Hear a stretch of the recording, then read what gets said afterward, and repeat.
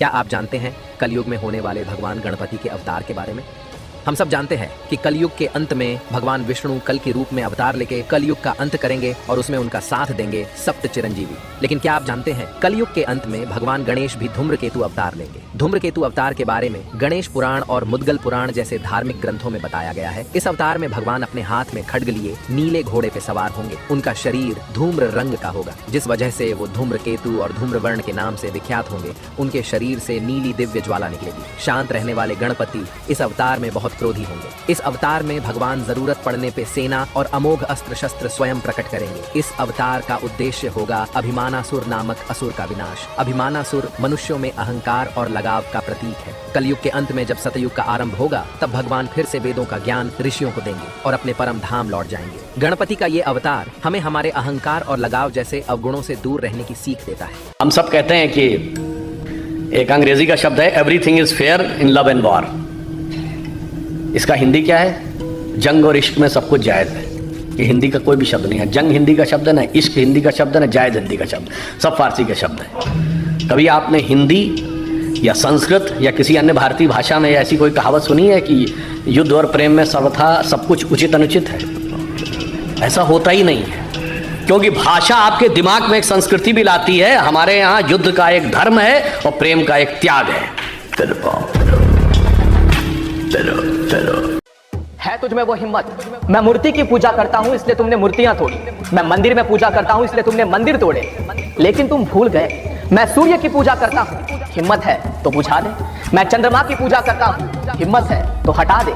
मैं जल की पूजा करता हूं, हिम्मत है तो सुखा दे। मैं वृक्षों की पूजा करता हूं, हिम्मत है तो मिटा दे। मैं उस पर्वतों की भी पूजा करता हूं, हिम्मत है तो हिला दे।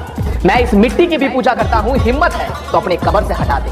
मैं अग्नि की पूजा करता हूँ, हिम्मत है तो अपने घर का चूल्हा अपने हाथों से बुझा दे। सनातन का मतलब भी समझते हो, जो आदि और अनंत है, जो पुरातन है, वर्तमान और भविष्य भी, जो सबका जन्मदाता है इसलिए वो पिता है।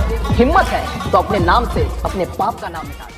यजुर्वेद में लिखा है कि सूर्य स्थिर नहीं है, सन इज नॉट स्टेशनरी। तो साइंस में जब ये डिस्कवरी हुई कि सन तो एक ही जगह पर है और सारे प्लैनेट उसके अराउंड रिवॉल्व कर रहे हैं, तो जिन लोगों को ये पता था कि यजुर्वेद में लिखा हुआ है कि सन इज नॉट स्टेशनरी, वो लोग यजुर्वेद का मजाक बनाने लगे। धीरे धीरे साइंस और डेवलप्ड हुई, एस्ट्रोनॉमी और डेवलप्ड हुई, तो एक और डिस्कवरी हुई कि सन एक गैसियस सेलेस्टियल बॉडी है। मतलब ये पूरा गैस से बना हुआ है और ये अपने ही एक्सिस पर घूमता रहता है, अपने ही एक्सिस पे रोटेट करता रहता है। और इसके बाद एस्ट्रोनॉमी और डेवलप हुई, फिर ये पता चला कि सन सिर्फ अपने एक्सिस पे ही रोटेट नहीं करता, सन मिल्की वे गैलेक्सी के भी चक्कर लगाता है। मतलब जिस तरह से प्लैनेट सन के अराउंड घूमते रहते हैं, सेम उसी तरह से सन भी गैलेक्सी में घूमता रहता है। कहते हैं कि लवकुश ने श्री राम के दरबार में जब रामायण की कथा सुनाई तो उन्होंने किष्किंधा कांड के बाद वाले अध्याय को हनुमंत कांड के रूप में पढ़ा। जब हनुमान जी ने यह सुना तो उन्होंने इस शीर्षक पर आपत्ति जताई और कहा कि राम कथा में सिर्फ श्री राम और सीता माता का ही गान होना चाहिए। इस पर वाल्मीकि जी ने कहा कि हनुमान जी के बिना श्री राम और सीता को नहीं ढूंढ पाते। हनुमान जी ने उत्तर दिया कि श्री राम के बिना मुझ में हिलने की भी शक्ति नहीं थी। बहुत चर्चा के बाद वाल्मीकि जी ने सोचा और कहा कि अध्याय में सब कुछ सुंदर है, श्री राम, सीता, हनुमान, अशोक वाटिका, इसलिए इसका नाम सुंदर कांड होना चाहिए। हनुमान जी यह सुनकर बहुत प्रसन्न हुए। कथा समाप्त होने के बाद जब हनुमान जी अपने घर लौटे तो माता अंजना ने उन्हें सुंदर कहकर पुकारा। यह सुनकर हनुमान जी चकित हो गए और अपनी माँ से पूछा कि ऐसा क्यों कहा। माता ने बताया कि उनके जन्म से पहले भगवान शिव ने कहा था कि उन्हें एक सुंदर बच्चा होगा। निश्चिंत रूप से तुम बहुत सुंदर थे और इसी कारण हम तुम्हें सुंदर बुलाते थे।